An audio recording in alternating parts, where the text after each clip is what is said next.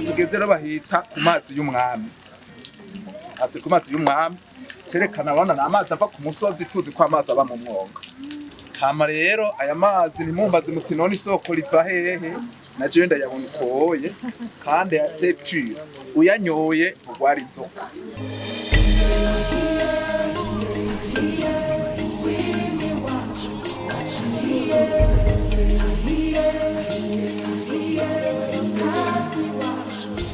Icayi ngaha dufise amahegitare 600 ya hotebe.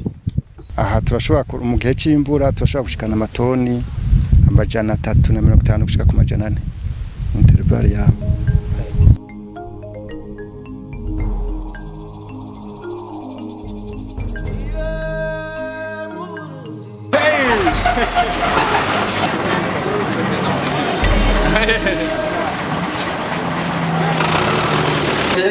Ini analiza feve. Uko imodoka cyangwa segiteri je tumaze kuyandika turakoresha shanti. Tumaze dushaka shanti bakagupima ngaho. Iyo shanti twitoye gupima sangrama. Isagrama ari kategori zibiri ya bonne fera mu petite. Iwacu Burundi ni muze tuhateze imbere. Nene kubera iki muravye ahantu hose habaye umwami baca bahubaka isengero. Barone isengero ngijya. Kugira ngo bafute mu mutwe ibyo twebwe twemera kera twemere ibyo batuzaniye kuko bavuga uko ari dusenga dufaso satanike. Ko murazi yuko mu gusenga bazana inyagara mugana mu murabivuza hakibije murabona kuri CNS bangira utuntu ku cyayi. Umva nabo muratuvuza no.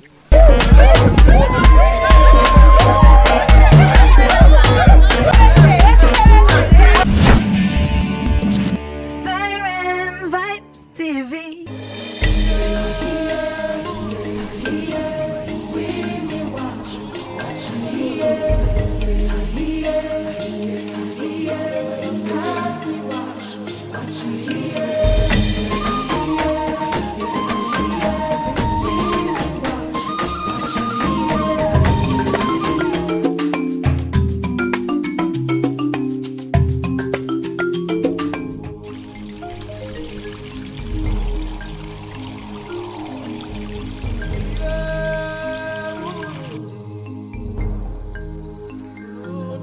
Amarane ko ndabwirije kwanya yuko amariye touristique ashobora kuba usiririye historique.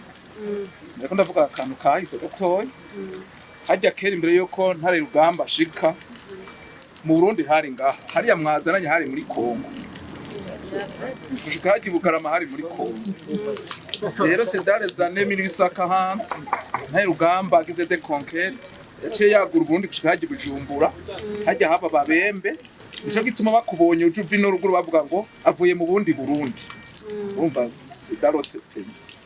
Amuranga turi muri Crete Congo ni aha tugeze rero bahita ku mazi y'umwami. Ati ku mazi y'umwami cerekana abana n'amazi ava ku musozi tuzi ko amazi aba mu mwonga. Mpige mwabonye ikibira makibonye. Rero aya mazi niyo aduhiza imboga. Imboga nazo mu mugambi w'iterambere washizweho n'umuntu yitwa Paul Mirerekano darezane 1958. Hama rero aya mazi nimumbaze muti none isoko riva hehe? Na jewe ndayabona ukoye kandi c'est pur. Uyanyoye ugwara inzoka. Ya inzoka. Yarusha rakinju. Iyi ni kinju natuhera ijanye kinuke jisitejana bagi baratera. Iyi ni indi kinuke jiste iwacu muravya. Aho yanyoye ntugwara inzoka. Nico gituma abantu barabaza. Abazungu baje bo bagenda bavomye yabazoza kwerekana hariya ayi. L'autre source pure tarinze gushiramo les produits zifasha kuba meza. Alors turiko dutera tugana ngo bambwiye ko muca yitwa itetse gira mubona hano hafi icayi. Nabumbaza nk'abantu twagiye mu ijenda bashamaza ngo none imikate bayiteye na. Imikate ntibayitera ubwa turaza kubona aho bakorera ifarini yawe. Murakoze rero. Mugaragira ni dondo. Jewe rero nitwa Leonardo Barahiza. Hama haba ndi conseil du gouverneur chargé des questions sociales et culturelles.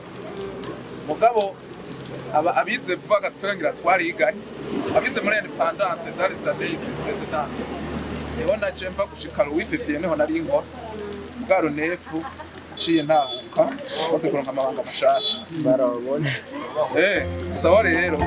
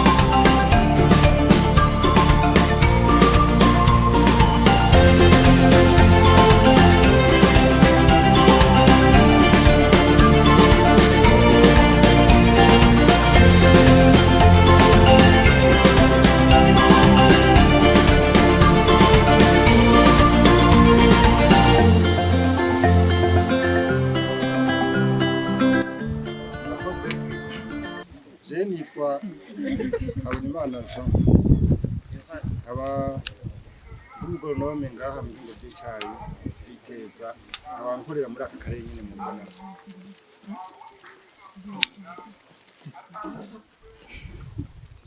Iri hinguriro mu Mugamba rikaba riri muri komine Bukeye mu ntara ya Muramvya, aha turi ku mutumba witwa Kigereka.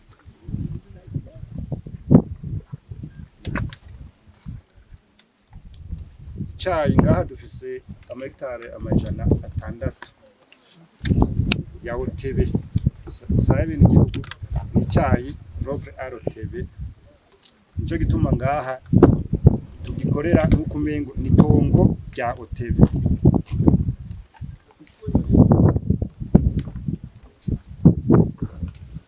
Tukadushorera muri izine yo ngaha nyene iteze, iyo ya mbere irayiba yubatswe mu 60 izine ho yubakwa. Iyi mirima yatanguye ya mbere yatanguye 63 kugira icyayi gisoromwe twara hafi imyaka ine. Kimaze gutangura gusoromwa dushoboye kuba dufise abakozi bakwiye. Aha umurima aho twasoromye tuhacaciye iminsi 10, nubwo twe tuguma ku kazi. Aha minsi yose dusiba ku munsi w'Imana canke iminsi yikonje izwi, indi minsi yose turi ku kazi. Niwo munsi mbona ko twaje ku kazi ko twebwe objectif ya mbere yo kugwiza umwimbo mu kwezi. Iyo abakozi babonetse aha turashobora mu gihe c'imvura turashobora gushikana amatoni 350 gushika ku 400 intervali ya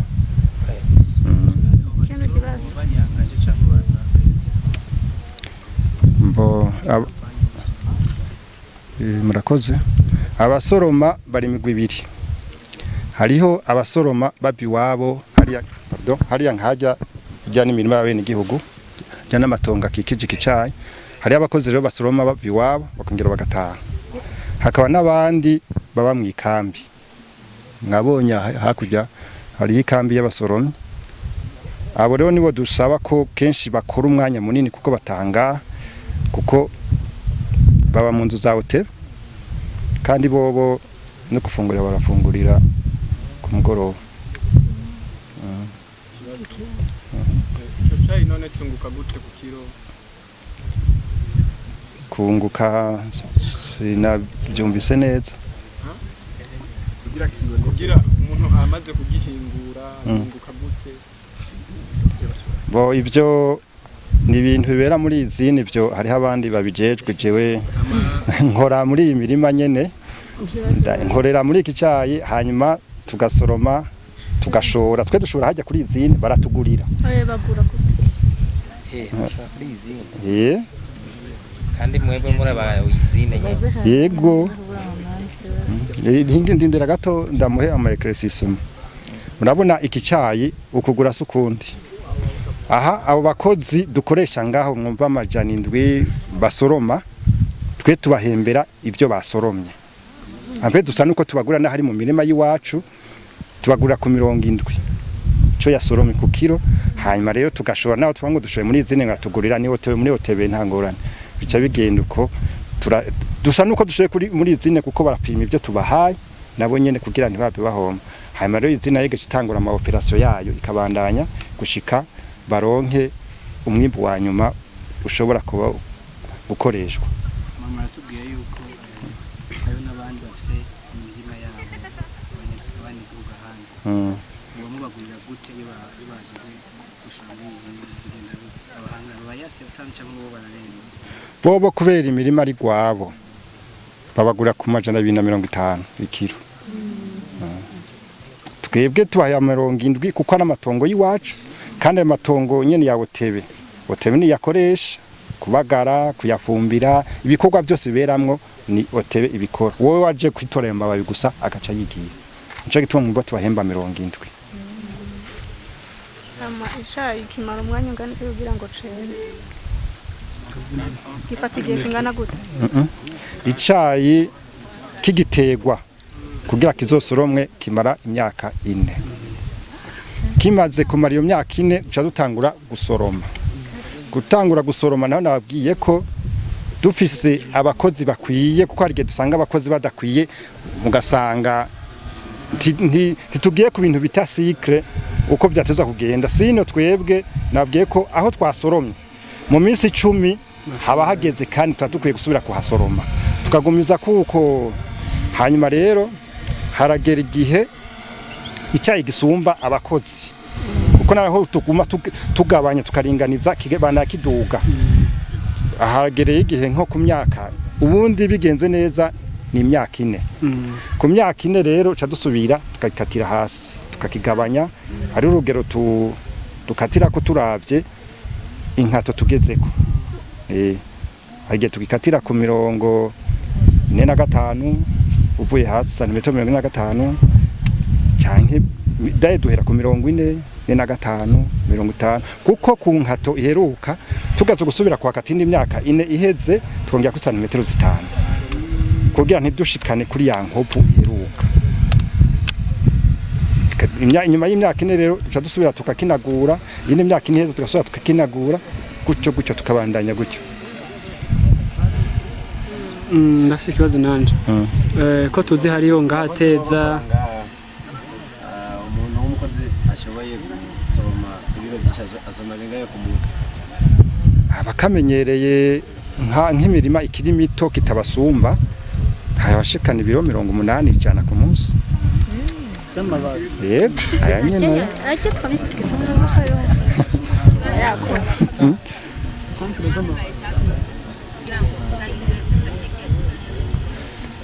kisubire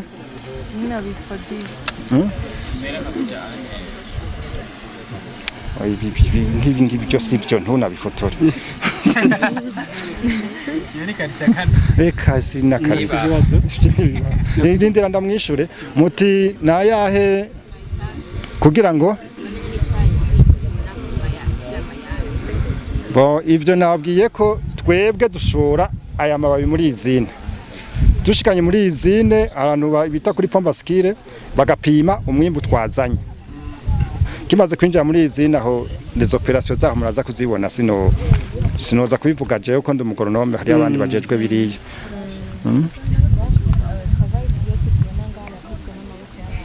Ego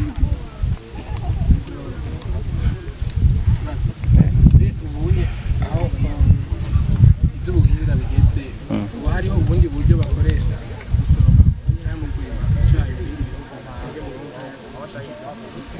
cyane no kuhene mu buhose no kubakora basoroma oya hariya mu bihugu biteye imbere afise imashini zisoroma isoroma yo za Kenya hose hari amashini asoroma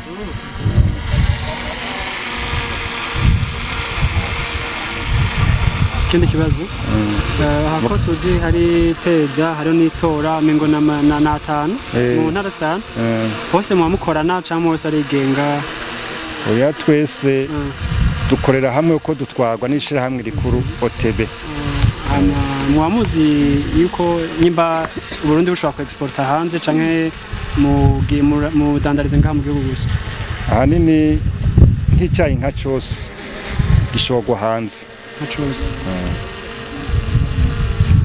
cyose ibyo byose sinzi neza muga mu Burundi hasigara gike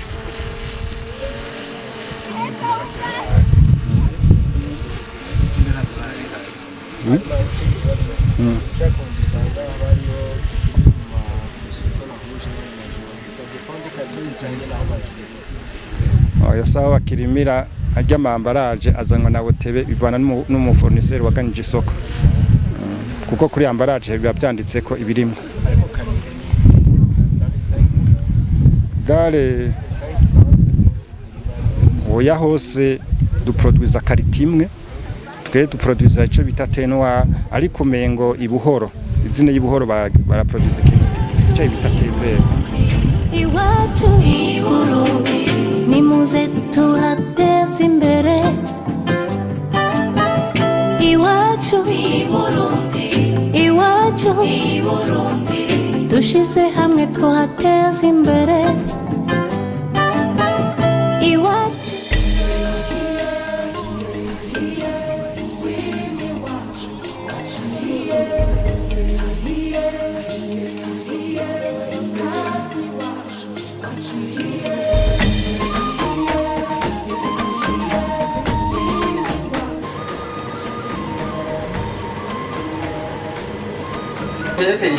ini analiza feve uko imodoka cyangwa ibindi segiteri je tumaze kuyandika tuba ko ishanti tumaze dushaka ko ishanti bakadupima ngaho iyo ishanti twitoye tupima 100 grams 100 grams ari kategori zibiri ya bonne fer mu bete fer rero hacho tora mu pekopisi tuwa nonze bandi tane mati indi kategori ya mbabo ya bonne fer kandi utabe kategori ya kabiri mo bandi di pekopisi tuwa di na fer tasha na fer dizi kandi bana mu bete fer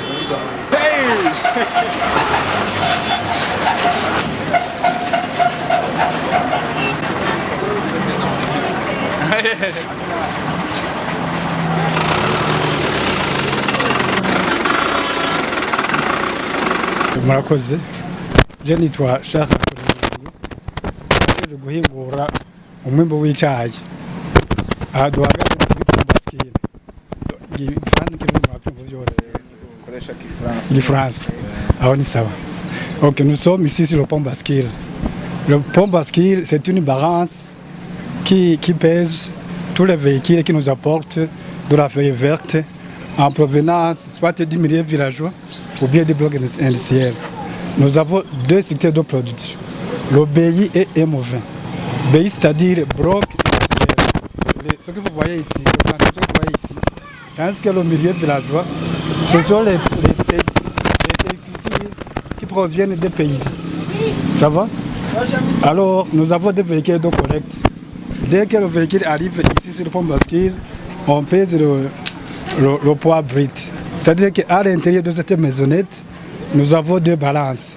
On a la balance mécanique pour la pesée des véhicules et la balance électronique pour la pesée des échantillons. Je ne sais pas si je me fais comprendre.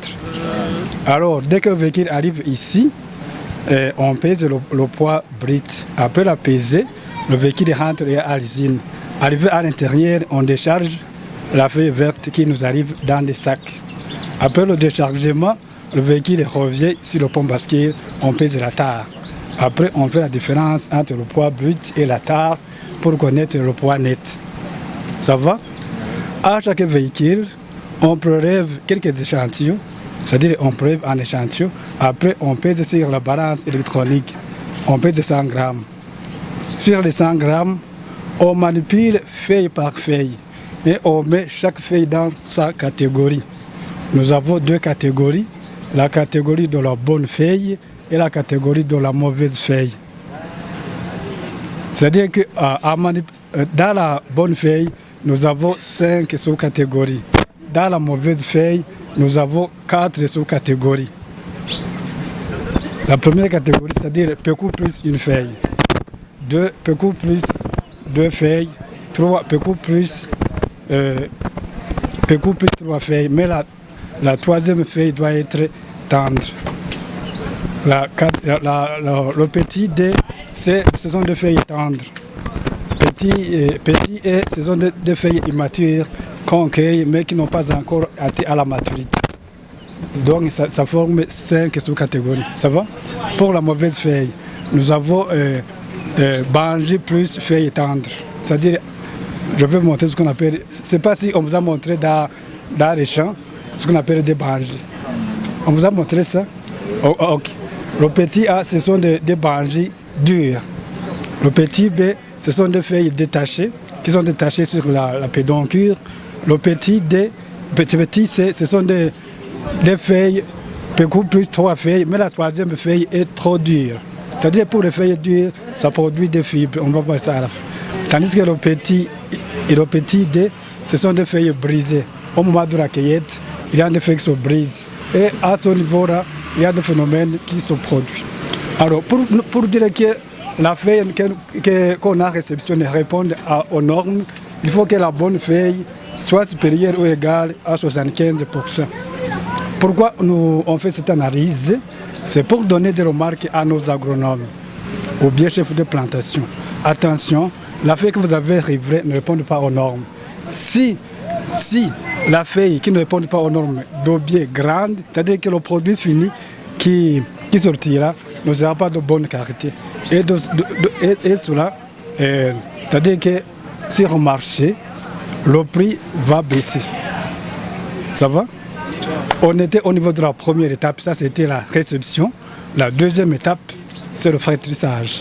Comme vous allez le voir en arrivant dans l'usine, nous avons deux niveaux. Nous avons des niveaux avec des lits, mais ce ne sont pas des lits sur lesquels nous dormons, ce sont des lits, je ne sais pas si vous avez observé le café, ce sont des lits sur lesquels on n'est pas la feuille verte. Après avoir épargné la feuille flétrie, la feuille verte, chaque lit, on appelle maintenant ici auge de flétrissage, chaque auge a un ventilateur. C'est-à-dire après avoir épargné la feuille verte, on pousse sur un ventilateur et puis il y a un courant d'air. C'est ce courant d'air là-bas qui réduit chimiquement la quantité d'eau que contient la feuille verte. Ça va? Et cette opération-là nous prend plus de temps. Entre 12h et 18h en saison de pluie comme celle-ci et entre 6h et 10h en saison sèche. Pourquoi cette différence? Là, je ne sais pas si dans votre Kirikura, vous avez appris que les réactions chimiques prennent plus de temps. Oui ou non? Oui ou non? Oui. Oui. Dans ce cas-là, nous transformons la préenzyme en enzyme, un des éléments qui contiennent la feuille verte. Voilà maintenant ce tas-là. Maintenant, pourquoi ce tas-là diffère selon les périodes? Parce qu'en saison de pluie, on a plus de quantité. De plus, la feuille verte contient plus de l'eau. Mais en saison sèche, on a une petite quantité. De plus, la feuille contient moins de l'eau. Voilà maintenant avec qui nous arrive un peu. On va d'abord arrêter pour que la pesée se fasse. Oui.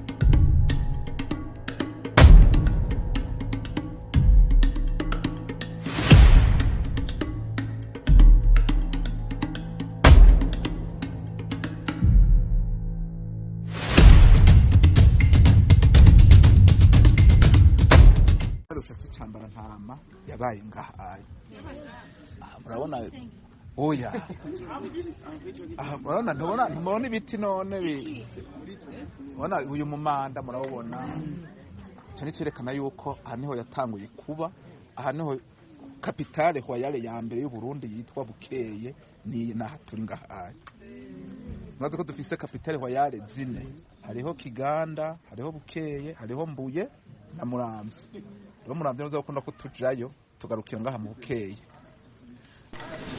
nene kubera iki muravye ahantu hose habaye umwami baca bahubaka isengero murabona isengero ngirya ko kugira ngo bafute mu mutwe ibyo twebwe twemera kera twemere ibyo batuzaniye kuko bavuga uko ari dusenga dufaso satanike ko murazi yuko mu gusenga bazana inyagara mugana mu murabivuze haje bujuma murabona kuri sense bagira utuntu ku cyayi umva nabo muratuvuza no hama bavuga kandi yuko tutemera Imana kubera ivyo twavuga ntibihuye ntivyari bihuye n'ivyo baje batuzaniye muga turavye mu kwemera kwacu kwa basokuru no kwemera kubu birafitaniye isano rinini cyane gose ubwa mbere hari umuntu yitwa Kiranga nawe patiri n'ubu musi ariho patiri ajya n'ikiranga no kubera patiri adufasha gushikira Imana na Kiranga adufasha gushikira Imana hama murabona nta muntu w'umugore yaba Kiranga carazira nubu nta mupatiri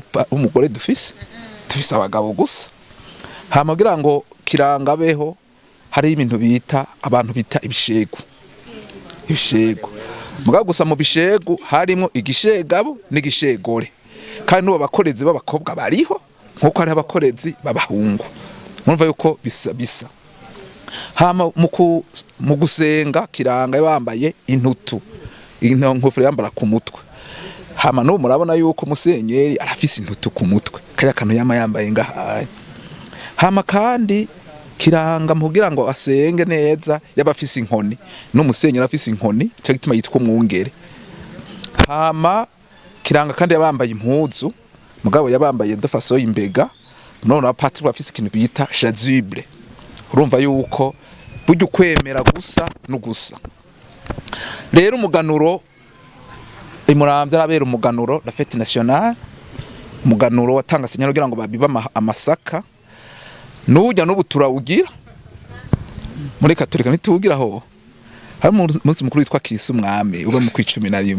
nujya ntabona ko bisa none urasambura abakristo bose natwebwe rero ico gihe wa umunsi mukuru ufise double signification une fête politico religieuse twarasenga umwami no umusengesha mukuru hama kandi kugira ngo twerekane yuko umwami tumugamburukira muti none objective kutuzana ngaha ayo kugira ngo tubone ahantu umwami bwa mbere yabaye mona yuko nk'uyaba yari mu president katusanze parimeze neza rwana kwipare vraiment bana yuko takiri nziza cyane urumva rero nk'u Burundi bweje muzoca muyubakisha hamwe umuzungu aje muco muti raba umwami wa mbere aho yabaye je ndi mu historien politologue hageze kuza umuzungu yitwa Katene Vidrovich aje kugendera Burundi aje kurondera Champs-Élysées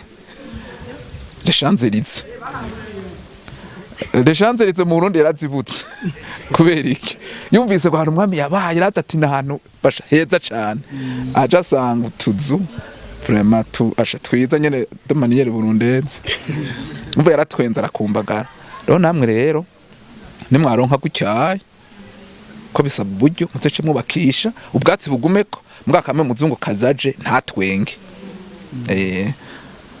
muga kandi muzobihindure cyane muzana amatafari nkaya aye kuko c'est moderne c'est pas monarchique hama rero tuje gusenga gatoya rero sinzi ko rufise ikibazo ntidusenga no kugira tujaje kwisengero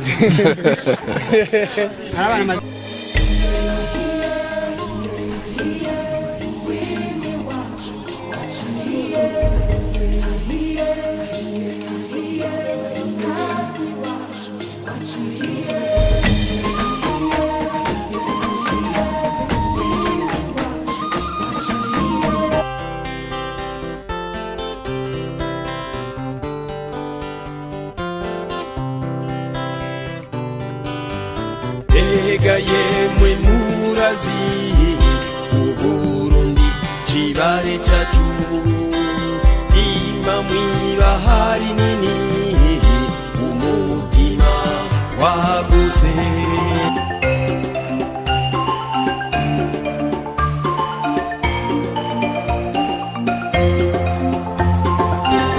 imisozi yabo akayaga n'ikiyaga imibande yose ingungamahagara wabubonye rimwe agenda tamacumu